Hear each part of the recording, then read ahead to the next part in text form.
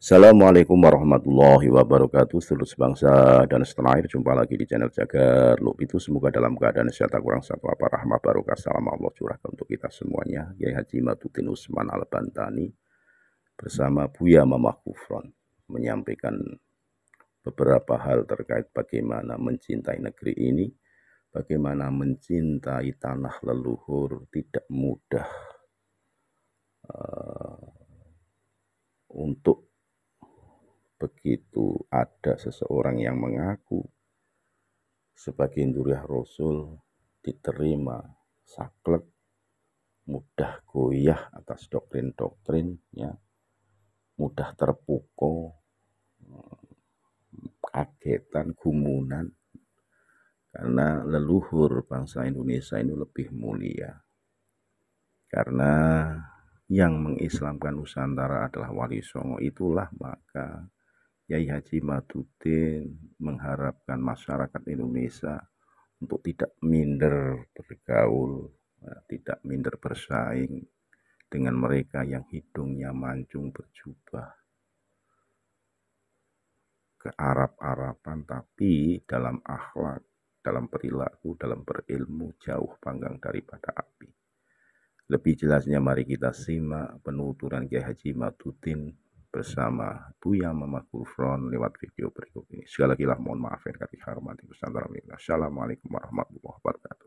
Sikap lebih baik kepada bangsa Indonesia dan menjadi catatan bahwa apabila seluruh negara kesatuan Republik Indonesia kemudian mempunyai kesadaran yang sama, maka saya kira tahun itu, tahun 1926 atau beberapa tahun setelahnya, Indonesia sudah merdeka.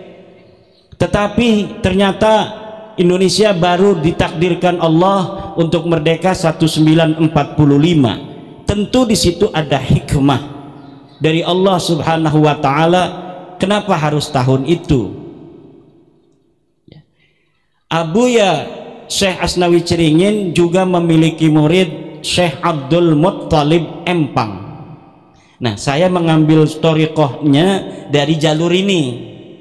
Abuya Mamah Kufron dari jalur Abuya Armin Cibuntu, saya mengambil dari Abuya Abdul Muttalib. Cuma beliau ini sater, jadi thariqah yang sater, mempunyai murid hanya beberapa orang. Kemudian kalau Mama Armin Cibuntu waliullah masyhura, wali Allah yang masyhur. Jadi memang beliau dikenal seorang wali, beliau banyak tamu, banyak murid dan lain sebagainya. Ada wali-wali Allah itu yang oleh Allah diizharkan, diibrazkan. Ada wali Allah yang diikhfakan. Dalam setiap masa ada kekasih-kekasih Allah yang alladzina la khaufun alaihim walahum yahzanun, itu mereka yang diibrazkan untuk menjadi suri tauladan bagi manusia. Ada yang diikhfakan untuk mempunyai beberapa murid saja, kemudian diberikan setiap generasi demikian ila yaumil qiyamah. Keduanya sama-sama bermanfaat bagi umat untuk menjaga warisan daripada wirasatan nabawiyatan, wirasatan nabawiyatan min sayyidina Muhammadin ila sayyidina Ali ibn Abi Talib, summa ila man ba'dahu, summa ila man ba'dahu, summa ilaina fi yaumina hadza. Alhamdulillah. Maka beliau sebagai seorang pengamal mursyid thariqah yang memiliki nilai-nilai kepahlawanan dari leluhur thariqah Qadiriyah ini tidak bisa diragukan lagi. Karena secara nasaban, secara sanadan, beliau memiliki nasab dan juga sanad pejuang untuk kemerdekaan negara kesatuan Republik Indonesia. Boleh tepuk tangan untuk Abuya Mamah Kufron. Kemudian mengenai tadi Gus Ubad nanya apa motivasi asal muasal saya meneliti nasab.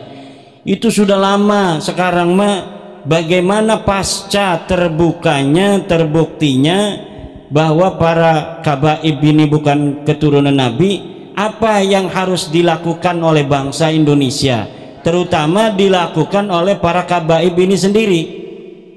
Ya, satu, adaptasi, menerima bahwa memang secara ilmu nasab mereka tidak terbukti sebagai turunan Nabi, secara ilmu sejarah mereka tidak terbukti sebagai turunan Nabi, secara ilmu biologi DNA mereka punya DNA bukan DNA keturunan keluarga Nabi besar Muhammad sallallahu alaihi wasallam. Kenapa harus menerima? Karena kemuliaan di atas dunia ini tidak ada yang berlandaskan dengan keturunan. Orang-orang besar banyak yang dia mencapai kebesaran dan kemuliaannya tanpa nasab yang dia jadikan sebuah landasan, dijadikan sebuah gacon, dijadikan, dieksploitasi oleh dia untuk mencapai tujuannya. Tidak ada. Kebanyakan para ulama besar mencapai kemuliaan keulamaannya dengan sungguh-sungguh belajar.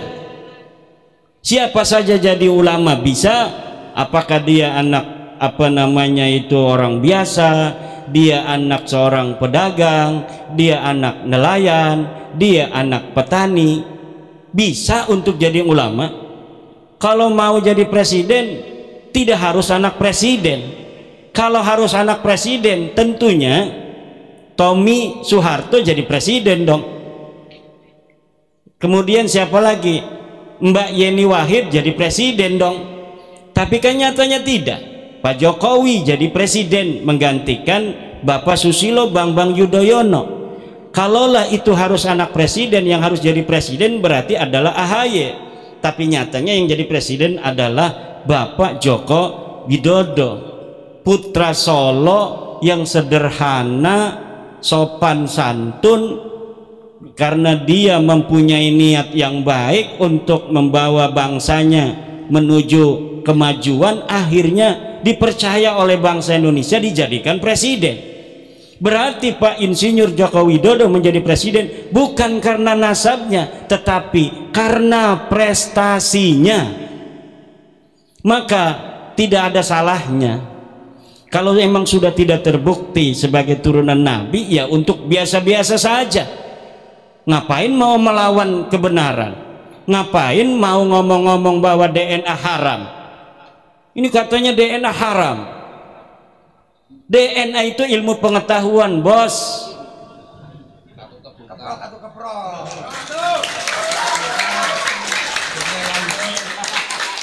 Nggak bisa kita haram-haramin.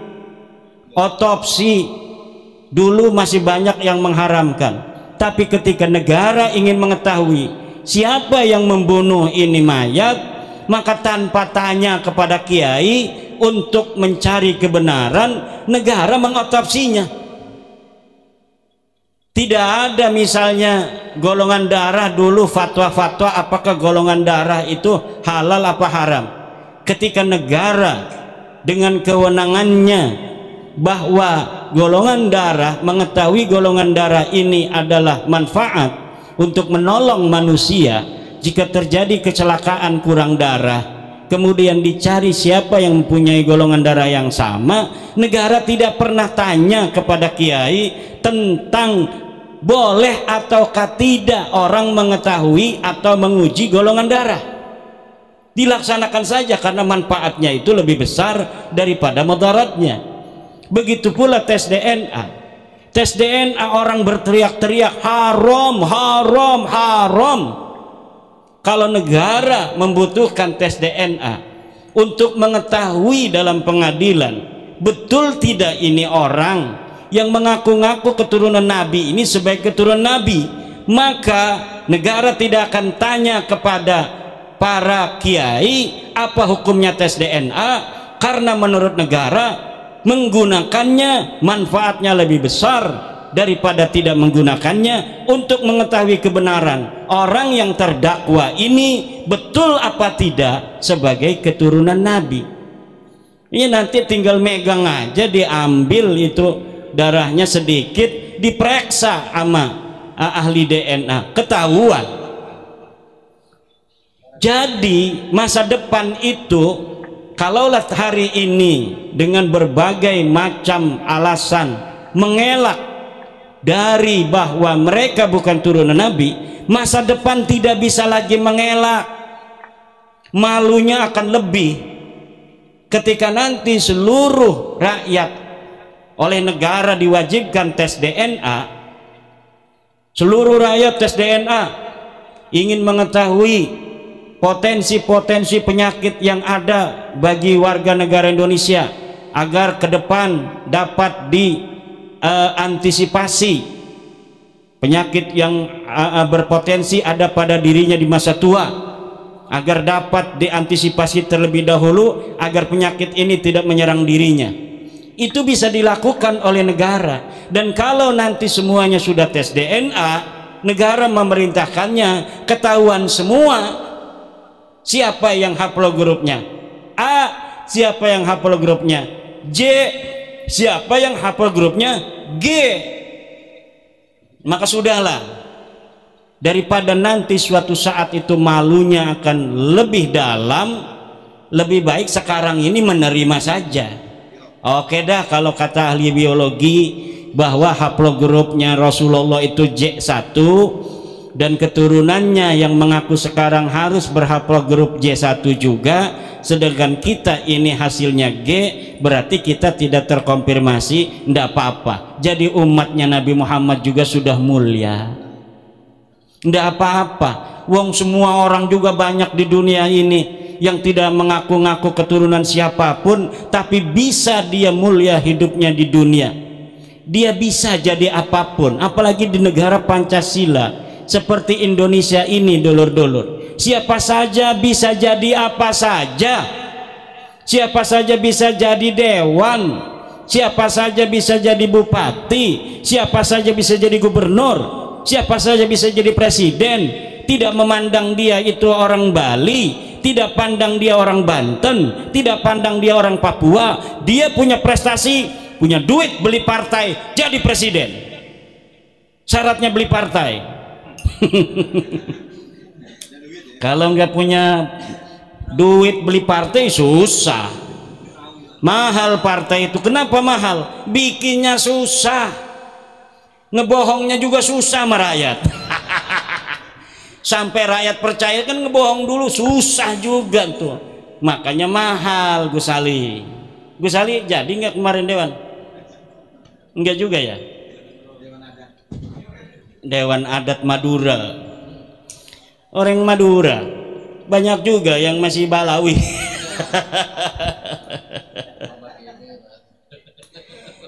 Saya orang Madura mau ke Madura ditolak.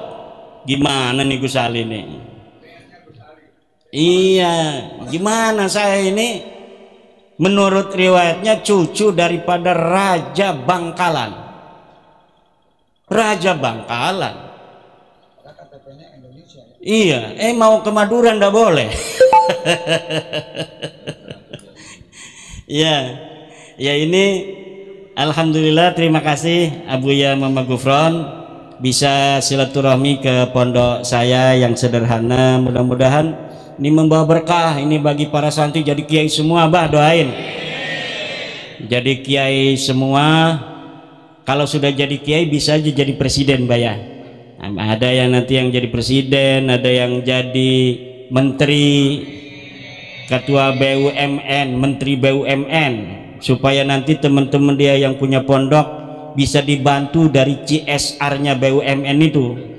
Sekarang BUMN banyak CSR-nya nggak tahu kemana itu.